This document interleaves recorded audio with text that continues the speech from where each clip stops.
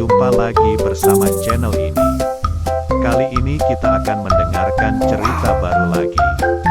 Tapi sebelumnya, silakan subscribe dan klik tombol lonceng ya, agar tidak ketinggalan tiap kali ada cerita baru di sini. Semoga kita semua selalu diberi kesehatan, keselamatan dan rezeki yang barokah. Amin.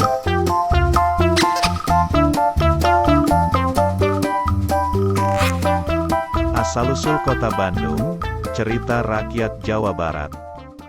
Dahulu, ada seorang sakti yang bernama Empu Wisesa. Empu Wisesa memiliki seorang anak perempuan yang bernama Sekar. Empu Wisesa juga memiliki dua orang murid, yaitu Wira dan Jaka.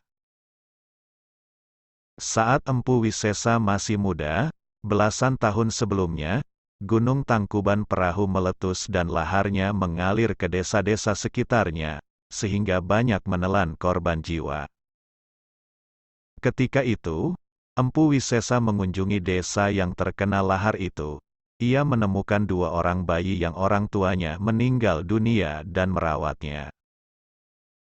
Kedua bayi itu adalah Wira dan Jaka. Selain merawat Wira dan Jaka, Empu Wisesa juga menyalurkan ilmu bela diri dan kearifan hidup pada dua muridnya itu. Namun, dua murid Empu Wisesa itu punya sifat yang sangat berbeda.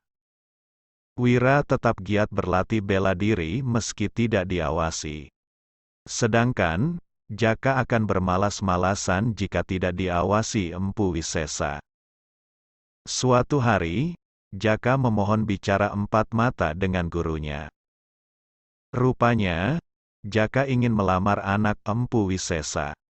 Empu Wisesa menyetujuinya dan menyampaikan lamaran Jaka pada Sekar. Tapi, ternyata Sekar hanya ingin menikah dengan Wira. Sekar juga mengatakan pada ayahnya mengapa tidak bertanya pada Sekar lebih dulu sebelum menyetujui lamaran Jaka. Empu Wisesa pun berjalan keluar rumah untuk berpikir dan mencari jalan keluar. Tiba-tiba, ia melihat dari kejauhan, lahar Gunung Tangkuban Perahu masih menyala-nyala. Ia pun mendapatkan ide untuk menyelesaikan masalah yang dihadapinya. Keesokan harinya, Empu Wisesa menyampaikan pesan pada Wira dan Jaka. Syaratnya, keduanya tidak boleh membantah pesan itu. Lihatlah lahar Gunung Tangkuban Perahu itu. Siapa yang mampu memadamkan lahar itu, maka akan kunikahkan dengan Sekar, begitu pesan Empu Wisesa. Jaka berpikir bahwa hal itu tidak masuk akal. Sedangkan, Wira berpikir bahwa api bisa dipadamkan dengan air. Wira pun mencari sumber air dalam jumlah besar dan menemukan Sungai Citarum. Ia melihat aliran lahar Gunung Tangkuban Perahu berada di cekungan yang agak rendah. Ia menggunakan ilmu yang dimilikinya untuk meruntuhkan bukit di dekat Sungai Citarum. Air yang tidak terbendung akhirnya meluap dan mengalir ke cekungan lahar Gunung Tangkuban Perahu. Cekungan lahar itu pun berubah menjadi danau yang luas dan dikenal dengan nama Danau Bendung, karena asalnya dari Sungai Citarum yang dibendung. Wira pun menikah dengan Sekar karena berhasil melakukan syarat dari Empu Wisesa. Ini berkat sikapnya tidak mudah menyerah dan menggunakan akalnya untuk memaksimalkan ilmu yang ia miliki.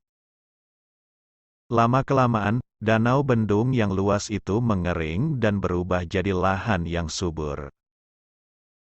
Karena wilayah itu luas, Wira dan Sekar, juga seluruh warga desa berpindah ke sana untuk membangun sawah dan ladang.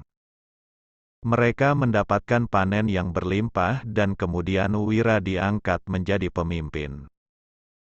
Daerah bekas Danau Bendung itu pun lama-kelamaan disebut dengan nama Bandung.